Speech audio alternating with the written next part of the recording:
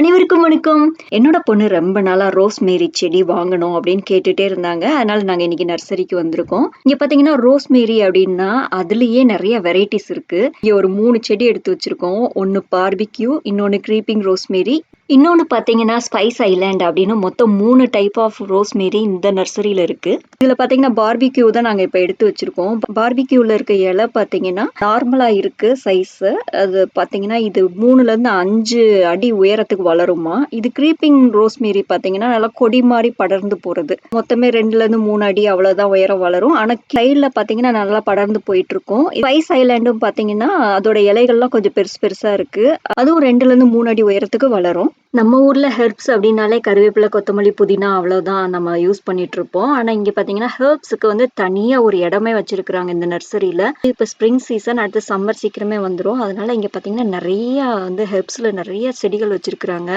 பேசில் பாருங்க எவ்வளவு இருக்குன்னு பாருங்க.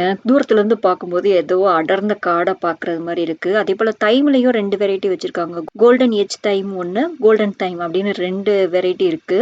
கொத்தமல்லி செடி நிறைய இருக்கு பாருங்க. இங்க சிலாண்ட்ரோன்னு சொல்லுவாங்க. அப்புறம் செலரி பாத்தீங்கன்னா அப்படியே கொத்தமல்லி மாதிரியே இருக்கும். சில நேரம் தெரியாம எடுத்துட்டு வந்துட்டு வீட்டுக்கு வந்தாதான் தெரியும் அது வாசமே இல்லாம இருக்கும். கொத்தமல்லி எல்லாம் நம்மளே வீட்டுல விதை போட்டு நல்லா வளர்த்துக்கலாம்.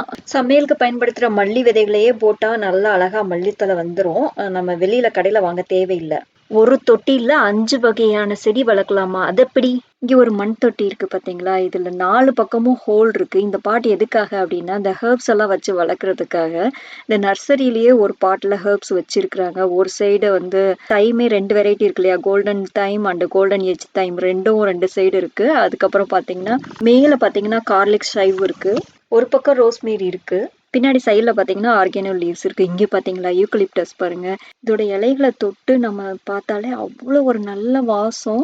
இதுலயும் 2 டைப் வச்சிருக்காங்க. இன்னும் பாத்தீங்கன்னா லாவெண்டர், தில் அப்படின்னு இன்னும் நிறைய ஹெர்ப்ஸ் இருக்கு. இந்த கார்லிக் சைவ் வந்து இந்த வெங்காயத்தோட சொந்தக்காரவங்க தான். அந்த ஃபேமிலிக்கு கீழே வர்றது தான்.